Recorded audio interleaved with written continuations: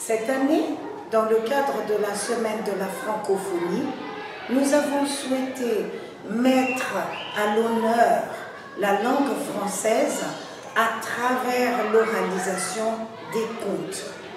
Les enfants sont heureux de vous présenter sous forme de vidéo l'aboutissement d'un travail qui a été mené autour d'un projet de cycle sur les contes traditionnels francophones. Alors tout d'abord, nous sommes allés à la rencontre de nombreux contes avec les enfants et à l'écoute de nombreux contes pour tenter d'apprendre à être attentif face à un conte et aussi d'écouter et de comprendre un récit, ainsi que d'en découvrir les particularités. Les enfants ont été confrontés à différentes versions d'un même conte et chez les plus grands, on est allé jusqu'à la compréhension de la structure d'un conte. Nous avons ensuite fait le choix d'aller vers l'oralisation et d'apprendre à compter, à raconter une histoire.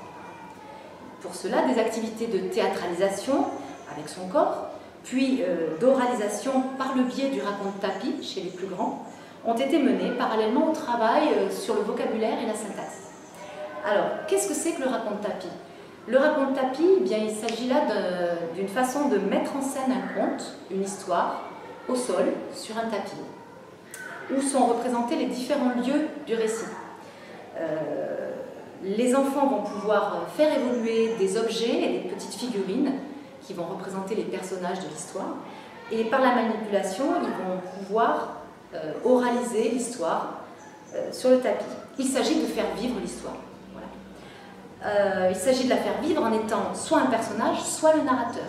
Pour cela, les enfants ont pris l'habitude de s'entraîner à se mettre dans la peau de différents personnages ou du narrateur, en l'occurrence. Dans ces vidéos, les étapes du récit vous ont été soit photographiées, soit filmées pour permettre d'illustrer la mise en voix qu'ont réalisé les enfants. Je vous souhaite donc à tous un très bon visionnage.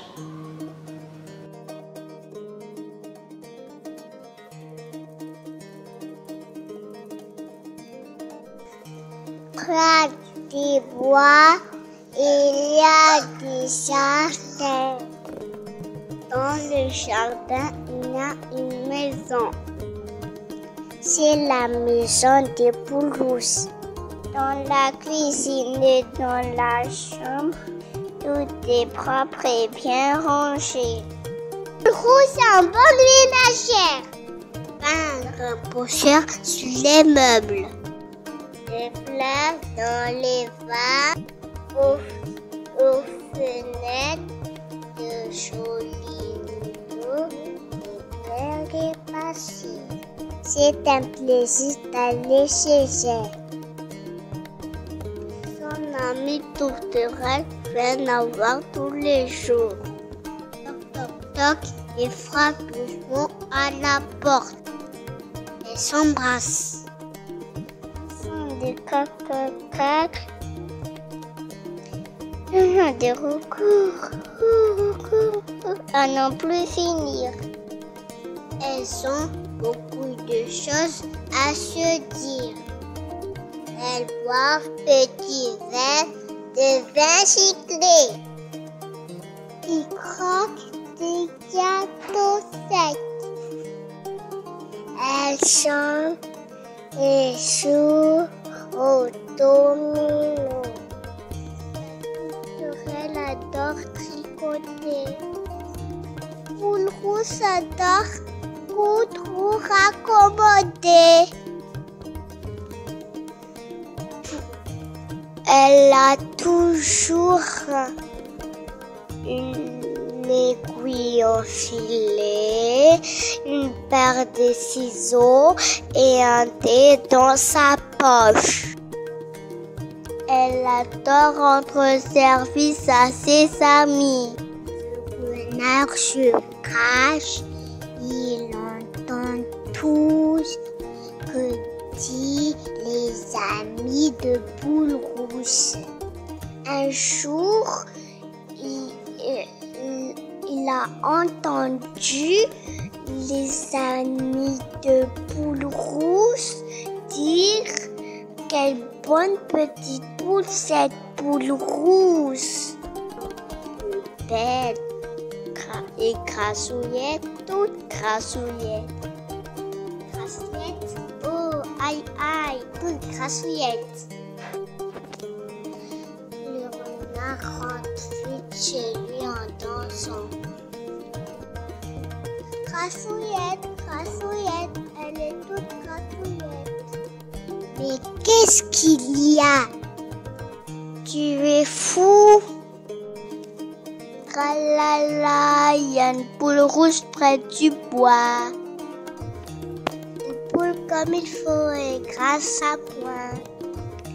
Je vais l'attraper et tout de suite. Vite, vite, donne-moi un sac.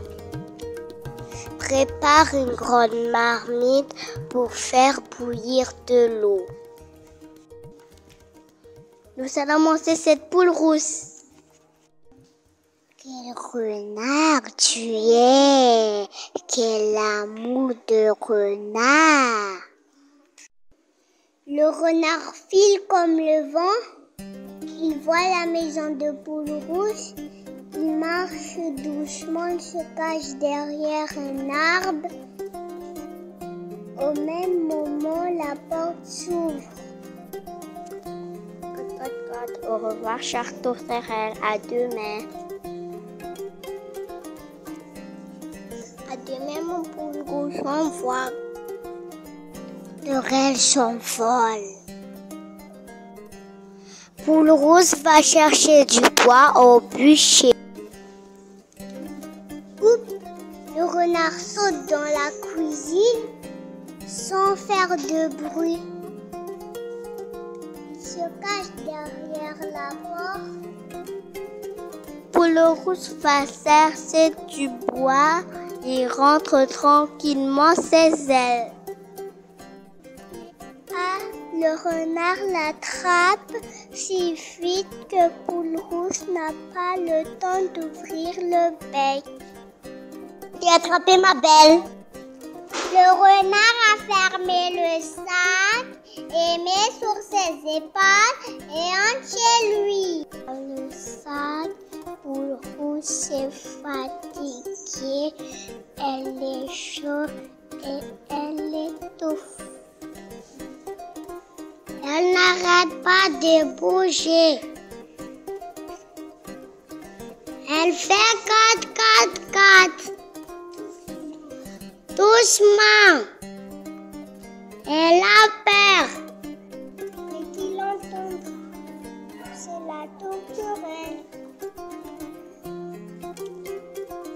Elle est tout près. Soit le renard a emmené Poule rouge à manger. Le cœur de la tourterelle bat très fort et ses ailes tremblent. Elle a peur. Elle s'envole et fait le petit cri. Se pose devant le renard, faisant semblant d'être blessé. Une tourterelle blessée, quelle chance! On a encore de la place pour toi, ma petite. Le renard a approché son sac et court après la tourterelle. Le renard n'arrive pas à attraper la tourterelle. La tourterelle chante coucou, coucou, coucou, qui veut dire courage, Poule rouge, sauve-toi. Elle a pris une grosse pierre et mis dans le sac et recoule le sac. Elle a remis dans son poche les ciseaux et l'aiguille enfilée et les dés. Elle court vite pour rentrer ses ailes. Le renard court aussi. Non, derrière, il faut que j'attrape cette sabette. Là, cette fois, ça y est. Hop, viens. La tourterelle s'envole jusqu'à ses hauts pour voir poules rouges rentraient chez elles. Alors rassurées, elles s'envolent au très haut. Le renard reste bouche bée et furieux. On vient faire le sac. Il met sous son épaule en grognant. Au moins, celle-là dans le sac se sauve papa. Et puis, il rentre chez lui, bien fatigué. Le couvert est mis et l'eau bout dans la marmite. L'as-tu attrapé? Je l'ai attrapée. Vois comme elle est lourde. Quel déjeuner nous allons faire? S'approche doucement de la marmite, ouvre le sac, il secoue au-dessus. La pierre tombe et l'eau bouillante jaillit sur eux. Ils se brûlent si fort qu'ils se sont sauvés dans les bois. Et depuis ces jours, elles vivent ensemble dans la petite maison de poules rousses. Elles sont très heureuses.